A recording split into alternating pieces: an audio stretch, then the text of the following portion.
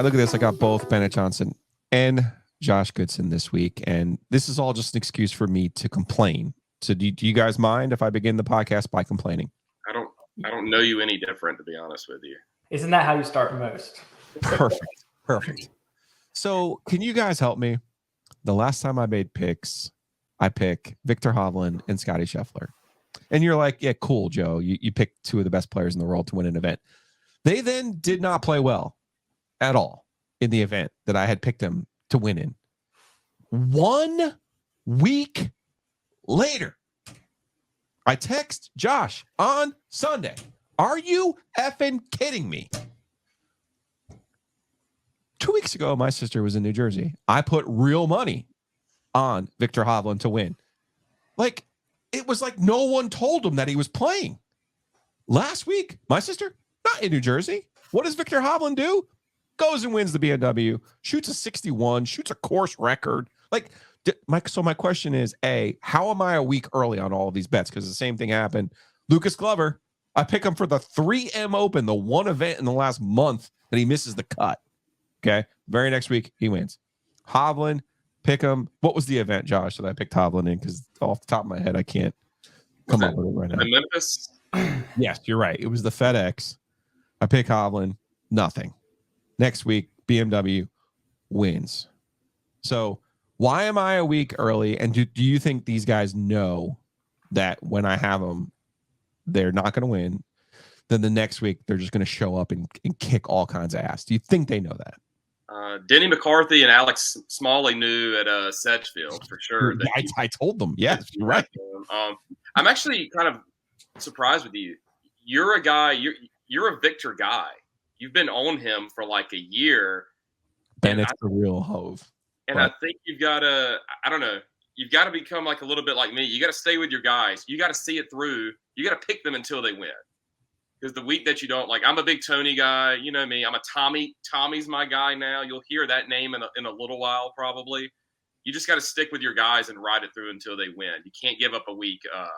It's like sitting at a blackjack table, and you know how on a blackjack table they have the little teaser plays you can play during your normal hand. You can pay $5, and if your two cards make a straight with the dealer's show card, you get paid. There's odds for that, 5-1 or 10-1 or so on and so on.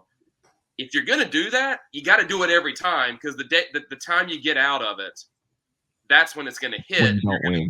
You're gonna miss out on it. So, all right, that's actually great gambling advice. And seeing as how this is a gambling podcast, I'll take it. Bennett, I feel better. You feel better now. The good news is I think I've picked Hovland in at least 70% of the tournaments this season. I did have him at the BMW. I sent Gilio the receipts on Sunday. I was like, that's my guy. I didn't expect a course record for the win. But like you said, to be fair, y'all needed a back. He needed a back 928 to win. Let's not make it out like he was playing fine. He was in contention, but he needed an out of body experience on the back 9 to win. So Joe, I would not beat yourself up over this one. Okay, to be honest with you. But I like your advice. If you have an idea, you got to stick with that idea. With that in mind, we got the Tour Championship this week. We only have 30 golfers. We're down to 30 guys, which is going to screw with Josh Goodson's first round leader system, the actual system. But Bennett, you're in for a treat here. You've already made a joke on the text thread about, does that mean Josh just takes all 30 guys for first round leader? I've never played 30 before. That what was your me. Max? What was your max? 27. I've never done 20. I know that. It's less than 20. So 14? 15. Okay. On some of the sketchier sites you might be able to find and wager on, you can only make 15 plays at a time, or it will say, hey, you have too many plays. I've bumped up against that error message a time or two.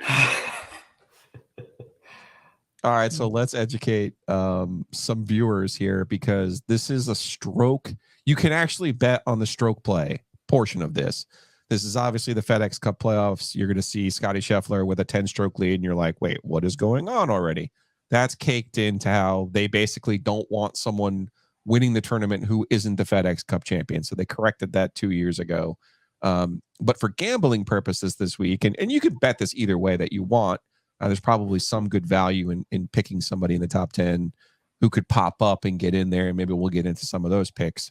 But for our purposes, we're going to talk about stroke play bets this week for the Tour Championship. And again, Josh Goodson, if you followed here on Picks+Pizza, and appreciate everyone who has downloaded and subscribed. Of course, 5 stars only is our motto here. Positive vibes only at the OG. So do that. Get on that Apple podcast. Check out our Red Circle podcast as well. Or if you're on YouTube, what are you waiting for? Just follow us. Give us a little bit of a like. We appreciate all of those things. Josh Goodson is the first round leader master. So that is normally like for the Punta Cana Open, though. This is a little bit more tricky. They are at East Lake this week. This is a Donald Ross course. I was going to dazzle you with some Donald Ross stats, but this just feels like you're talking about the best golfers in the world. One of them's probably going to shoot a 61, and trying to predict that can be a little bit difficult. But let's go with some first round leaders here, Josh. I've only got 4. Okay, only got 4. Yeah, I try to keep it somewhat fair to the thing. Like if there's a regular field of 150, if I do 15, it's 10% of the field. Okay, right. So I'm trying to keep it somewhat fair. I mean, I could pick 10 guys, I guess, but I'll try to keep it fair. Pretty easy stuff here. Home game. I'm going with some home game stuff. Some Georgia guys you'll see in my picks, and then one guy who's a little bit shorter odds than normal, but the little B. There's no big odds this week. There's no 100 to 1 even out there to play for. And this is not counting in the baked in strokes. This is just showing up and who shoots the best round on Thursday. The 3 Georgia guys: Russell Henley 28 to 1. Brian Harmon, your guy Joe, a little B, 30 to 1. And then the Georgia, because he went to school there, guy Sepp Straka, 40 to 1. I've got to think that these guys have played in Georgia, obviously they played in Georgia. I have to think they've played East Lake a lot just by being a University of Georgia player, and I like the odds on those. And then the one shorter odds I have, the playoffs I feel like end up being guys get hot and they ride the wave. Young Hove, Victor Hovland, he's 14 to 1. I think winning. I mean, he won Memorial this year. Are you jumping already to the winners? What are you doing? We're doing first round leaders, sir. He's my first round leader as well. 14 to 1. Oh, that's it? Yeah. Okay. That's super short for you. But again, there's no the highest odds I saw were 50 to 1.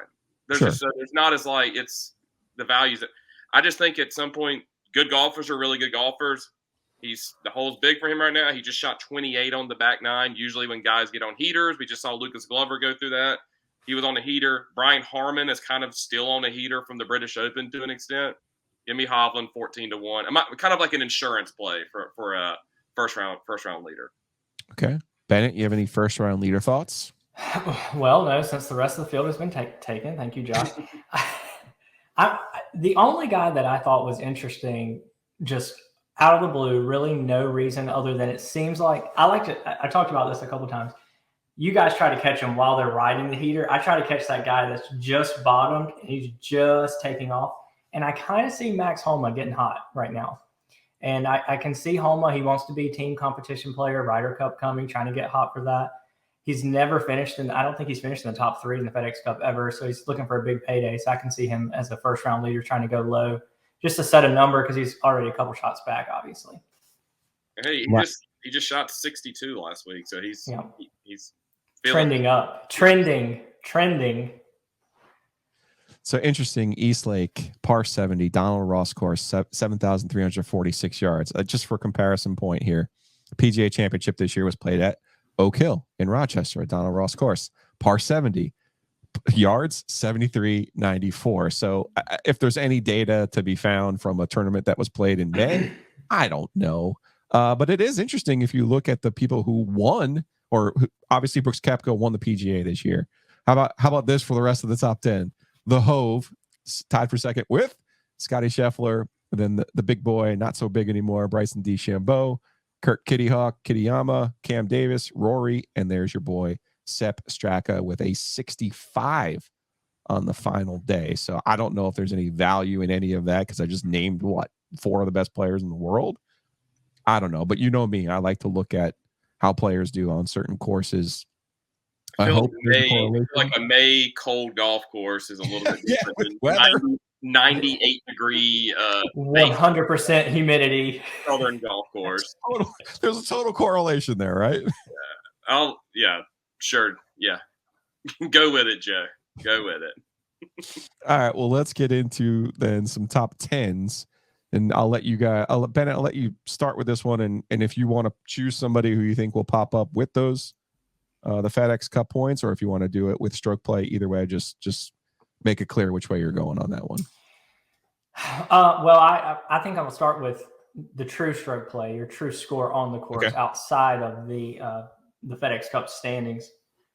I'm gonna take someone like we talked about. It's hard to get good odds this week because there's only 30 players. So I literally started at the bottom of the odds, the highest odds, to see if there was any value or someone I could just pick apart. And Jordan Spieth at plus 350. Last week, Jordan, I mean, he is the antithesis of good golfing. He either is driving the ball great and he can't putt. Then he gets his iron play and he can't putt and he can't drive. And then all of a sudden he's on a putting heater and he can't put the ball in the fairway.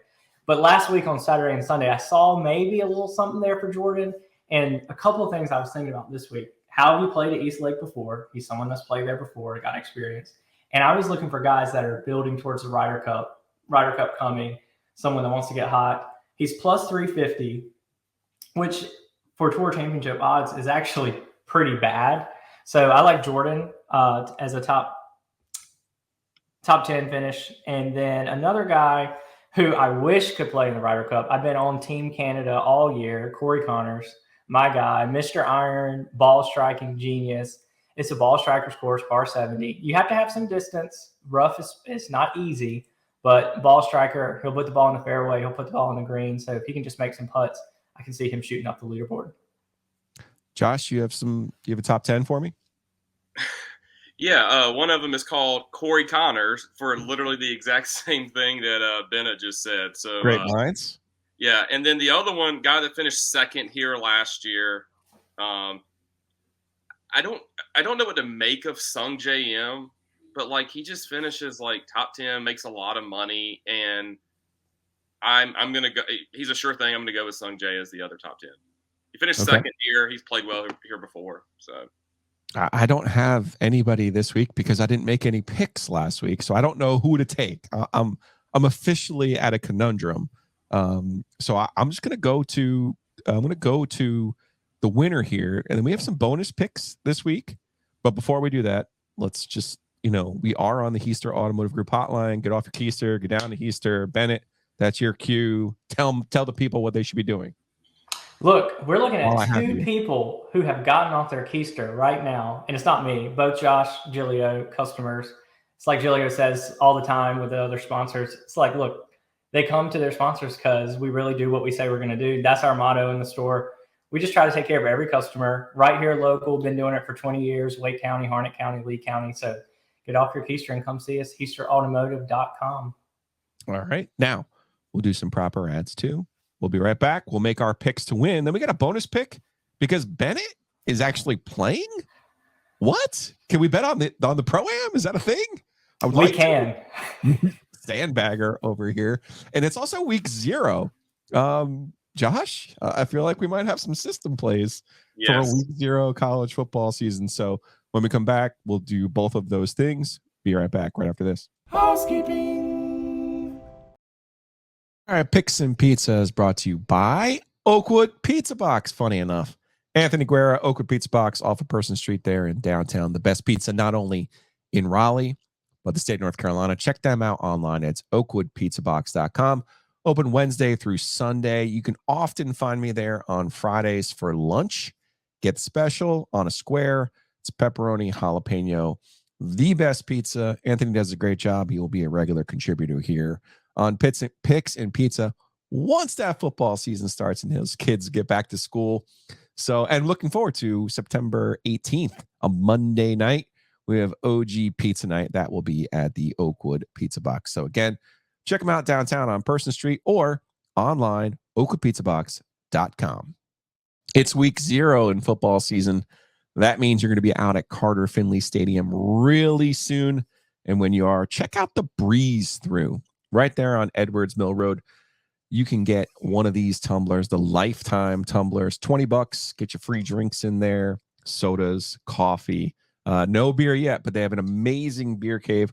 We're actually going to be doing a show, the OG from the beer cave there on Edwards Mill Road. They're also on Pool Road. They're over in Cary off of 64.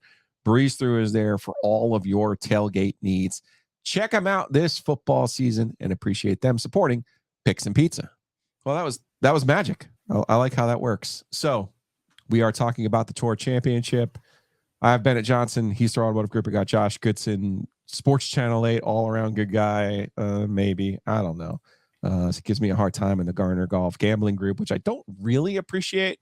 But we all have roles to play, Josh. So, I'll take it. I'll take it that you're the foil to my even though I called a stray from you, I called a stray from you in the text last week for just no reason.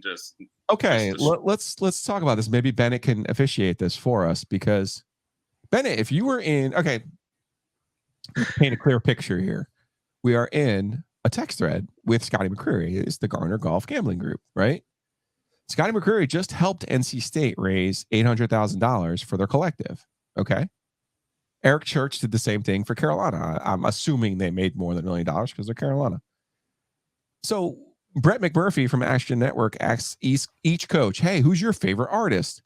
Mac Brown, forever the politician, says Eric Church.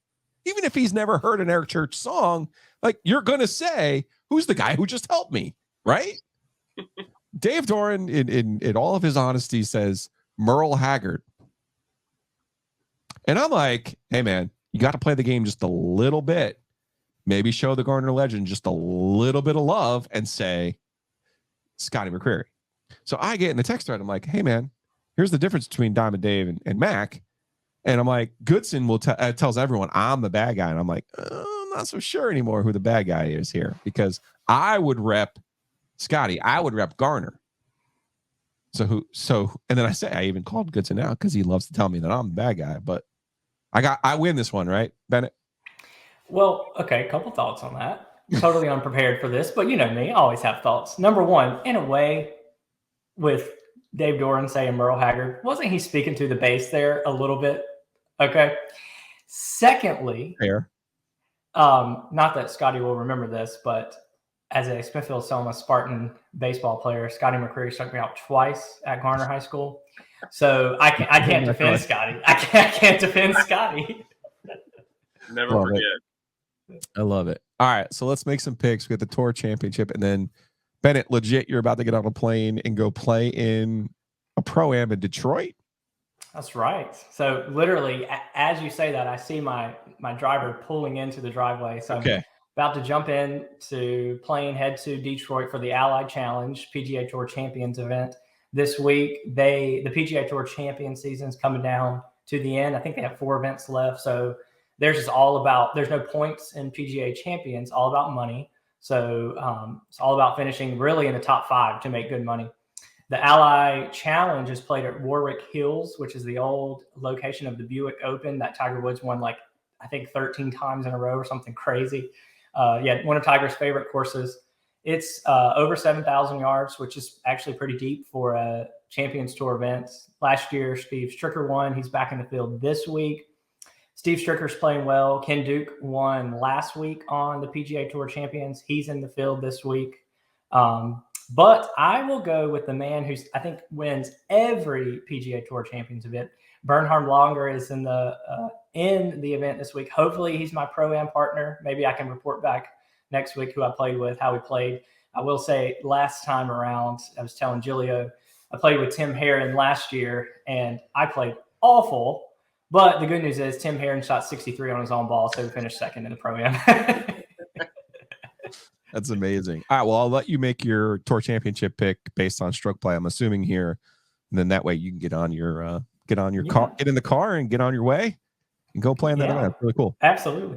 So again, this is based on stroke play, as we talked about. Everyone's coming in with strokes already on the board, with it being the last event of the year. But something I do, as you guys have heard every time we pick, I always look at course history, how that person played at that course last year. Have they played there a lot? Obviously, the Tour Championship, a very small amount of players make it every year. So not that many players have a lot of course history, but I picked 3 guys that have played there more than 5 times. Number one, this one's kind of off the wall. He hasn't been playing great, but like I said, I try to pick those guys that are trending up. The X-Man, Xander. Again, another international player, so someone that you know is focused. They're not thinking, gosh, got to get through the end of this, collect my big check, go on vacation. Now he's playing Tour Championship. He's going to jump right back in, keep grinding for the Ryder Cup. Number 2, I'm embarrassed to say this pick, but how could you not? Rory McIlroy. I think he's finished in the top like 8 and 9 straight tournaments. He's striking the ball so well. Something that Julio has talked about before. Everyone says he can't putt. Well, everyone says that because he's on the green on every single hole. So if you got 18 putts, 18 birdie looks, you can't make them all. But if he can just get a couple of them to roll in, I think he'll stay hot. It's a par 70, so we know you got to dominate the 2 par 5s. Rory, arguably the best par 5 player in the game, even though last week he missed an eagle putt from, I think, 3 inches away. But I like Rory. He finished obviously first there last year. Xander was 6th last year. And then someone that I've already heard mentioned, Mr. Sanjay. He finished 2nd there last year. This will be his 5th time playing in the tournament. Last year, he gained like 6 strokes on the greens at East Lake last year. And not that I've ever played East Lake, but a lot of the tour players say the greens can be rather difficult there. I think Goodson was on it. I think the heat, humidity can make it difficult putting, but he was somebody that figured out the greens last year, so maybe he can lean on that experience. And he's driving the ball great, which not always the calling card for Sanjay. He gets a lot of credit for being a good driver, but if you really look at his statistics, he's really just an average driver. But I think his last 6 or 7 tournaments, he's been gaining strokes off the tee, which for him is huge because he's really, really good ball striking from the fairway. So if he gets the ball in the fairway, he's ball striking well. He already has good experience on the greens there. I could see Sanjay making a run. All right, Bennett. I like him. I like those 3 picks. Best of luck in the Pro-Am. We'll talk to you soon. Get out of here. Get in that car. And again, thank you for joining us here on the Heister Automotive Group Hotline. Bye, guys. All right, Josh, let's get you some winners for the Tour Championship. I've got faith in some of your picks. Now, first round leaders are your specialty. We should be very clear on that. But I have some faith here. So let's go stroke play winners, Tour Championship. What you got? I got 2. This one is pure stroke play. Tommy, I can't tell you to not quit Victor Hovland and then quit on Tommy. Okay. Respect. It's 22 to 1 or 25 to 1 stroke play. I'm going to take Tommy. And then I have one including the strokes. Okay. Someone to pop up, you mean? Do what? Someone to pop up and take the thing from Scheffler? A little bit. It's not the best odds, but this guy, sometimes you got to take the sure thing. John Rahm hasn't done much, it feels like, recently. But he's too good to not pop up at some point. He's plus 850 to win. It's not great odds, but it's time for him to kind of assert himself, I feel like, and actually get up there and do something. And also, he needs to start playing well before the Ryder Cup. I do think there's something to that. Get a big payday. He won the Masters, right? Put a bow on this season, winning the first big tournament, basically winning the last big one. So give me John Rahm, including the strokes, at plus 850. I like that value. All right, I'm torn on picking a winner here because this does feel like the stroke play winner, I should say. This does feel like a Rory week, and the odds are so bad. I don't think Scheffler is actually going to win the stroke play. Then obviously Victor popped last week. The one guy I did like last week was Cantlay. So I'm going to go Cantlay, even though I don't love the pick, and it's 11 to 1 in stroke play. But he is the guy I leaned to last week. So using the Giglio theory, let's go back to Cantlay here. Even though it's 11 to 1, I don't like that. So give me another one. I'm going to go with Tom Kim as well, because he's been a thorn in my side in the Garner Gambling Group. He's 30 to 1 in stroke play. And how about this for a reason? Tom Kim won at in Greensboro last year, which was a Ross course. There you go. How about that? That actually flies because it's probably hottest crap. Ridiculous. Yeah, I'll give you that one. All right, let's take one more break, and then we'll get into some week 0 college football picks.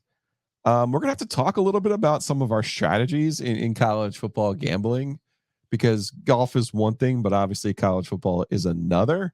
But we'll do that right after these words from the people paying my bills. Hang on. Next topic, please. Well, I love pizza, I love gambling, and I love sports cards. I can't wait to get my hands on those rookie cards, those NFL quarterbacks. The best time to get them is now at their best value. The best place to get them is Oak City Sports Cards. They're in downtown Raleigh off of Glenwood Avenue. Go check them out in person, or you can check them out online at oakcitycards.com. Weston and Katie have an unbelievable setup there. Go check them out. If you have some old cards that you'd like to get graded, or if you have those rookie cards or auto cards that you feel like have great value, the best way to get the best price for them is to get them graded. So go check out Weston at Oak City Sports Cards in downtown Raleigh. Tell them the OG sent you. Great spot, great people. Check them out. Get those cards graded. Get the best value for them. Weston is the man for the job. So Oak City Sports Cards at oakcitycards.com. And finally, it wouldn't be an OG podcast without the OG of OGs, Hayes Lancaster, Mosquito Authority, Pest Authority. Hayes has been a big supporter of all of our shows, all of our podcasts from day one. So here's how you can help Hayes. You got those ants inside the house. You got termites under the house. You got moisture under the house. You got mice in the attic. You name it, Hayes and his crew can handle it. Mosquito Authority, Pest Authority. They also have this moisture barrier, goes under your house. I have it under my house. I had mold. I had some mildew. You get bad stuff, man. Even a house that was built in 2005. You don't want any of those issues. Hayes and his crew can handle all of those things for you. Go check them out at bugsbite.com. We're moving on. Well, who doesn't love week 0 in college football? Not exactly the world's most titillating slate, Josh Goodson, but it's still real college football, and the games really count. The most interesting one is Notre Dame against Navy. That game is in Ireland.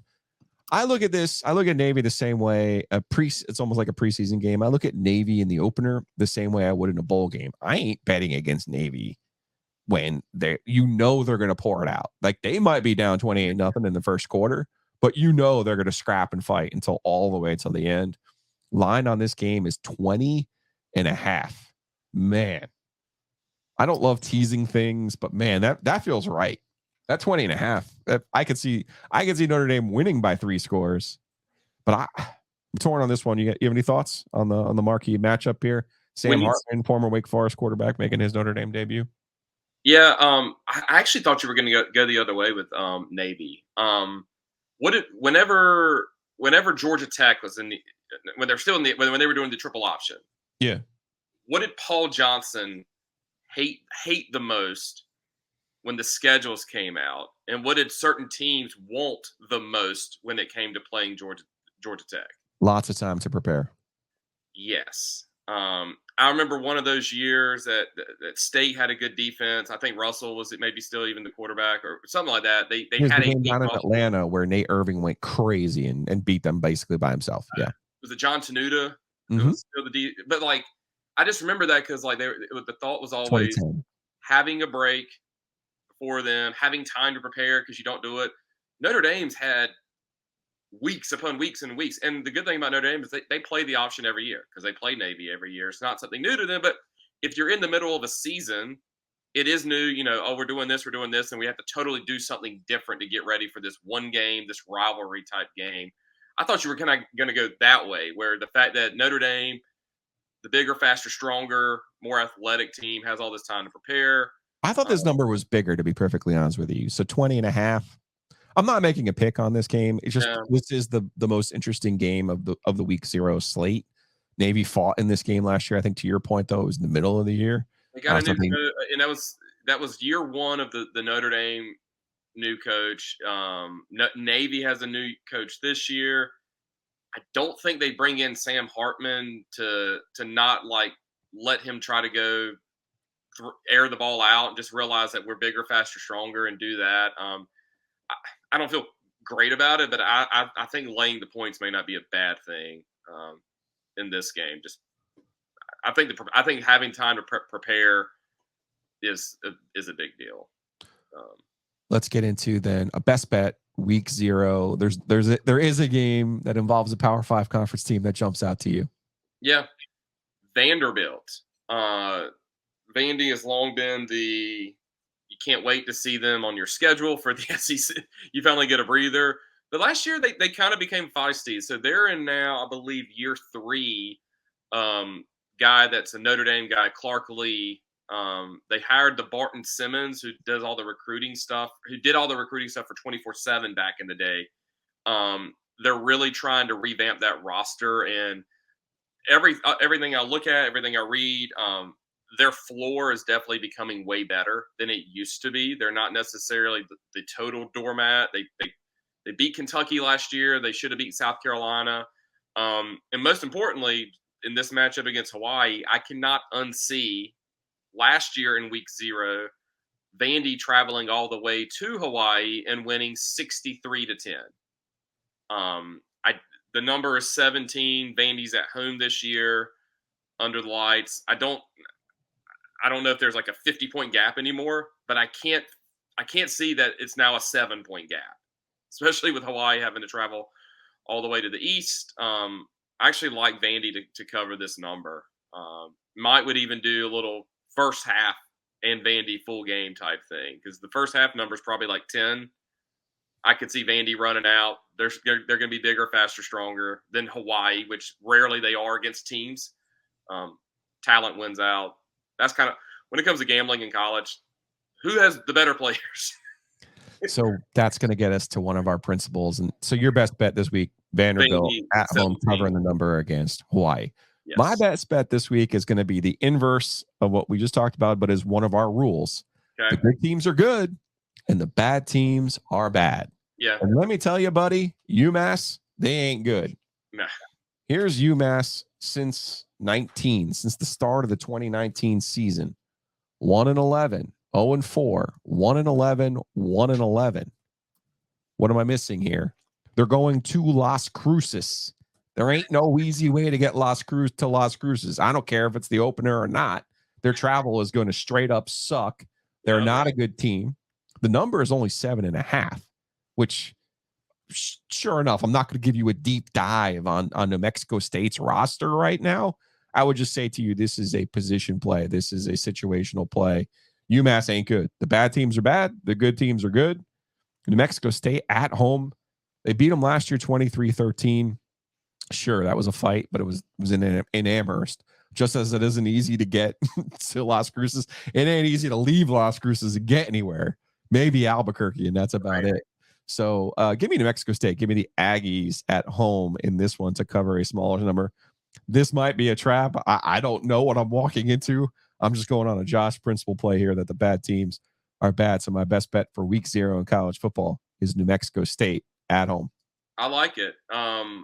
I'm looking at CBSSports.com. They do like a full 1 to 133 ranking. They have UMass as the worst team in college football.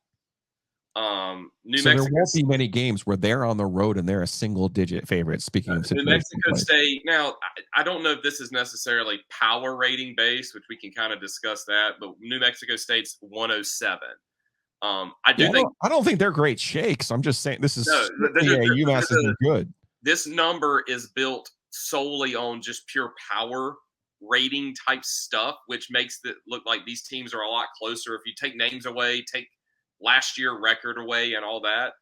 But me and you have eyes. And I think sometimes people do like to overthink it.